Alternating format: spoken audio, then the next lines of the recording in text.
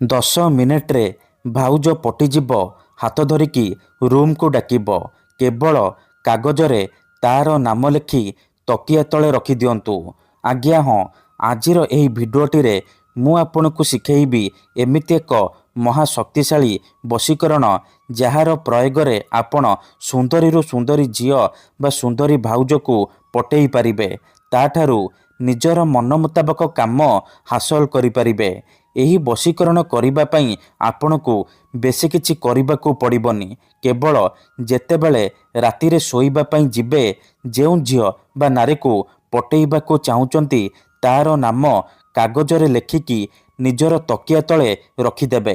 Guarantee ଦେଉଛି, ଯେମିତି ଆପଣ ଏପଟେ ଏହି ବଶୀକରଣ କରିବେ, ସେପଟେ ସେ ଝିଅ ହେଉ ବା ସୁନ୍ଦରୀ ଭାଉଜ ଆପଣଙ୍କ ଆଡ଼କୁ ଆକର୍ଷିତ ହେବାକୁ ଲାଗିବ। 10 ମିନିଟ୍ରେ ନିଜେ ଆପଣଙ୍କୁ ଫୋନ୍ କରିବ, ଆପଣଙ୍କ ପାଖକୁ ଆସିବା ପାଇଁ ବାଧ୍ୟ ହେବ। ଏହି ବଶୀକରଣ ଯିଏ ବି କରିଛି 100ରୁ 100% ସଫଳ ହେଇଛି। ତେଣୁ ଆପଣ ବି ଆଜି ରାତିରେ ଶୋଇବା ପୂର୍ବରୁ ତାର ନାମ କାଗଜରେ ଲେଖିକି ତକିଆ ତଳେ ରଖିଦିଅନ୍ତୁ। ତାପରେ ଦେଖିବେ ଚମତ୍କାର। ନମସ୍କାର ଫ୍ରେଣ୍ଡସ୍, ଓଡ଼ିଆ ଫଣ୍ଡା ଚ୍ୟାନେଲକୁ ଆପଣମାନଙ୍କୁ ସ୍ୱାଗତ। ଯଦି ଆପଣ ଝିଅ ପଟେଇବାକୁ ଚାହୁଁଛନ୍ତି, ସୁନ୍ଦରୀ ପଡ଼ିଶା ଘର ଭାଉଜକୁ ପଟେଇବାକୁ ଚାହୁଁଛନ୍ତି, ତେବେ ଆଜିର ଏହି ଭିଡ଼ିଓଟିକୁ ଧ୍ୟାନ ସହିତ ଦେଖନ୍ତୁ। କାରଣ ଆଜି ମୁଁ ଆମର ତନ୍ତ୍ରଶାସ୍ତ୍ରରୁ ଏମିତି ଏକ ସହଜ ଘରୋଇ ବଶୀକରଣ, ମହା ଶକ୍ତିଶାଳୀ ବଶୀକରଣ ନେଇ ଆସିଛି, ଯାହାର ପ୍ରୟୋଗରେ ଆପଣ ସୁନ୍ଦରୀରୁ ସୁନ୍ଦରୀ ଝିଅକୁ ଅତି ସହଜରେ ପଟେଇ ପାରିବେ। ସୁନ୍ଦରୀ ପଡ଼ିଶା ଘର ଭାଉଜଠାରୁ ନିଜର ମନ ଚାହୁଁଥିବା କାମ ହାସଲ କରିପାରିବେ। ଶାଶୁ, ନଣନ୍ଦ, ଦିଅର, ଭାଉଜ କାହାକୁ ବି ପଟେଇ ପାରିବେ। ନିଜ ବଶରେ କରି ତାଠାରୁ ନିଜର ମନ ମୁତାବକ କାମ ହାସଲ କରିପାରିବେ।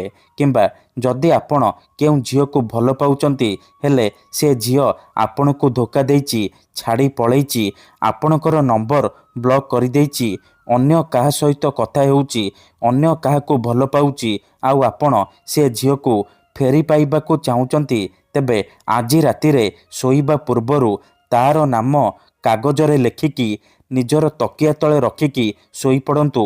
ଗ୍ୟାରେଣ୍ଟି ଦେଉଛି, ସେ ଝିଅ ଯେତେ ଦୂରରେ ଥିଲେ ମଧ୍ୟ ରାତିଦିନ ଆପଣଙ୍କ କଥା ଭାବିବ। ନିଜେ ଆସିବ, ଆପଣଙ୍କର ପାଦ ତଳେ ପଡ଼ିବ, ଆପଣଙ୍କୁ ଭଲ ପାଉଛି ବୋଲି କହିବ। ଏହି ବଶୀକରଣର କୌଣସି ପ୍ରକାର କାଟ ନାହିଁ। ତେଣୁ ଏହାକୁ ଆପଣ ଭାବିଚିନ୍ତିକି ପ୍ରୟୋଗ କରିବେ। କାହିଁକିନା ମାତ୍ର ଥରେ ଯେଉଁ ଝିଅ ବା ନାରୀ ଉପରେ ଏହି ବଶୀକରଣ କରିଦେବେ, ସିଏ ସେହି ସମୟଠାରୁ ଆପଣଙ୍କ ପ୍ରେମରେ ଦିବାନୀ ହେଇଯିବ। ଆପଣଙ୍କର ସବୁ କଥା ମାନିବ। ଆପଣ ତାକୁ ଯାହା କହିବେ ସିଏ କରିବ। ଏହି ବଶୀକରଣ କରିବା ପାଇଁ ଆପଣଙ୍କୁ କୌଣସି ପ୍ରକାର କଷ୍ଟ କାମ କରିବାକୁ ପଡ଼ିବନି କିମ୍ବା କିଛି ବି ପଇସା ଖର୍ଚ୍ଚ କରିବାକୁ ପଡ଼ିବନି। ଆପଣ ନିଜ ଘରେ ବସି ବସି ନିଜ ପସନ୍ଦର ଝିଅକୁ ପଟେଇ ପାରିବେ। କେବଳ ଯେତେବେଳେ ରାତିରେ ଶୋଇବା ପାଇଁ ଯିବେ, କାଗଜରେ ସେ ଝିଅର ନାମ ଲେଖି ତକିଆ ତଳେ ରଖିକି ଶୋଇପଡ଼ିବେ। ସକାଳ ହେବା ମାତ୍ରେ ଦେଖିବେ ଚମତ୍କାର। ତେବେ ଏହି ବଶୀକରଣ ବିଧିକୁ ଆପଣ କିପରି କରିବେ, କେମିତି କରିବେ, ଏହାର ପ୍ରୟୋଗ ବିଧି କ'ଣ, ମୁଁ ଆପଣଙ୍କୁ ଶିଖେଇବି। ସମ୍ପୂର୍ଣ୍ଣ ପ୍ରୟୋଗ ବିଧି ଠିକ୍ ଭାବରେ ଶିଖେଇବି। ଜାଣିବା ପାଇଁ ଭିଡ଼ିଓଟିକୁ ପୁରା ଧ୍ୟାନ ସହିତ ଶେଷ ପର୍ଯ୍ୟନ୍ତ ଦେଖନ୍ତୁ। ଅଧାରୁ ଛାଡ଼ିକି ପଳେଇଲେ କିମ୍ବା କାଟି କାଟି ଦେଖିଲେ ଆପଣ କିଛି ବି ବୁଝିପାରିବେନି। ପରେ କମେଣ୍ଟ କରିବେ, ଗୁରୁଜୀ ଆପଣଙ୍କର ବଶୀକରଣ କାମ କରୁନି। ଦେଖନ୍ତୁ, ମୁଁ ଆପଣଙ୍କୁ ସବୁ ଭିଡ଼ିଓରେ କହୁଛି, ଯେଉଁପରି ଆପଣ ଭଗବାନଙ୍କୁ ମାନୁଛନ୍ତି, ଭଗବାନଙ୍କ ଉପରେ ବିଶ୍ୱାସ ରଖିଛନ୍ତି, ନିଜର ସବୁ ଦୁଃଖ କଷ୍ଟ ଅସୁବିଧା ଭଗବାନଙ୍କୁ ଜଣାଉଛନ୍ତି, ଯଦି ସେ ଅସୁବିଧାର ସମାଧାନ ନ ହେଲା, ତାହାର ମାନେ ନୁହେଁ କି ଭଗବାନ ନାହାନ୍ତି। ସେହିପରି ମନ୍ତ୍ରତନ୍ତ୍ର ହୁଏ, ବଶୀକରଣ କାମ କରେ, କିନ୍ତୁ ଏହାକୁ ଆପଣଙ୍କୁ ସିଦ୍ଧ କରିବାକୁ ପଡ଼ିବ। ପ୍ରୟୋଗ ବିଧିକୁ ଠିକ୍ ଭାବରେ କରିବାକୁ ପଡ଼ିବ। ମୁଁ ଆପଣଙ୍କୁ ଯେମିତି ଶିଖେଇବି, ଆପଣଙ୍କୁ ଠିକ୍ ସେହିପରି କରିବାକୁ ପଡ଼ିବ। ତେବେ ଯାଇ ମୁଁ ଆପଣଙ୍କୁ ଗ୍ୟାରେଣ୍ଟି ଦେଉଛି, ଆପଣ ଯାହାକୁ ଚାହିଁବେ ତାକୁ ପଟେଇ ପାରିବେ। ଯଦି ଗୋଟିଏ ଥରରେ ଆପଣଙ୍କର ବଶୀକରଣ କାମ କରୁନି, ଦ୍ୱିତୀୟ ଥର ଚେଷ୍ଟା କରନ୍ତୁ, ନିହାତି ଭାବେ ସଫଳ ହେବେ। ଠିକ୍ ଅଛି, ତେବେ ଚାଲନ୍ତୁ ଜାଣିବା ଏହି ବଶୀକରଣ ଆପଣ କିପରି କରିବେ।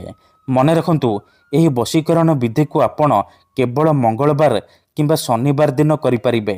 ରାତିରେ ଶୋଇବା ପୂର୍ବରୁ କରିବେ। ବିଧିଟି କରିବା ପୂର୍ବରୁ ଭଲ ଭାବରେ ହାତ ଗୋଡ଼ ଧୋଇକି ସଫା ବସ୍ତ୍ର ପିନ୍ଧିକି ଏହି ବଶୀକରଣ ଆରମ୍ଭ କରିବେ। ପ୍ରଥମେ ଆପଣ କ'ଣ କରିବେ, ଯେତେବେଳେ ରାତିରେ ଶୋଇବା ପାଇଁ ଯିବେ, ଖଣ୍ଡେ କାଗଜ ଆଣିବେ ଆଉ ନାଲି ରଙ୍ଗର କଲମ ଆଣିବେ। ତାପରେ ଶୋଇବା ସେଜ ଉପରେ ବା ବିଛଣା ଉପରେ ଆପଣ ବସି ପଡ଼ିବେ। କାଗଜରେ ସେଇ ଝିଅ ବା ସ୍ତ୍ରୀର ନାମ ଲେଖିବେ ଯାହାକୁ ଆପଣ ପଟେଇବାକୁ ଚାହୁଁଛନ୍ତି। ତା ପାଖରେ ନିଜର ନାମ ଲେଖିବେ। ନାମ ଲେଖିସାରିବା ପରେ ତା ତଳେ ଆପଣ ଗୋଟିଏ ବଶୀକରଣ ମନ୍ତ୍ର ଲେଖିବେ। ଓମ୍ ନମ କାମଦେବାୟ ଆମୁକଂ ମେ ବଶ୍ୟମ୍ କୁରୁ କୁରୁ ସ୍ୱାହା। ଆମୁକଂ ଜାଗାରେ ଆପଣ ସେଇ ଝିଅ ବା ସ୍ତ୍ରୀର ନାମ ଲେଖିବେ ଯାହାକୁ ଆପଣ ପଟେଇବାକୁ ଚାହୁଁଛନ୍ତି।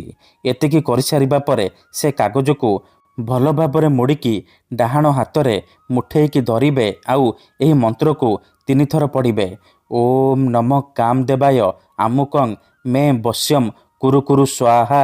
ଆମୁକଂ ଜାଗାରେ ଆପଣ ସେଇ ଝିଅ ବା ସ୍ତ୍ରୀର ନାମ କହିବେ ଯାହାକୁ ଆପଣ ପଟେଇବାକୁ ଚାହୁଁଛନ୍ତି। 3 ଥର ମନ୍ତ୍ରକୁ ପଢ଼ି ସାରିବା ପରେ ସେ କାଗଜକୁ ନିଜର ତକିଆ ତଳେ ରଖିକି ଶୋଇପଡ଼ିବେ। ସକାଳୁ ଉଠିବା ମାତ୍ରେ ଆପଣ କ'ଣ କରିବେ, ସେ କାଗଜକୁ ନେଇକି ନିଜର ଅଗଣାରେ ଅଳ୍ପ ଟିକିଏ ମାଟି ଖୋଳିକି ପୋତିଦେବେ। ତାପରେ ଦେଖିବେ 10 ମିନିଟରେ ପ୍ରଭାବ ପଡ଼ିବା ଆରମ୍ଭ ହୋଇଯିବ। ସେ ଝିଅ ହେଉ ବା ବିବାହିତା ନାରୀ ଆପଣଙ୍କ ଆଡ଼କୁ ଆକର୍ଷିତ ହେବାକୁ ଲାଗିବ। ଧନ୍ୟବାଦ।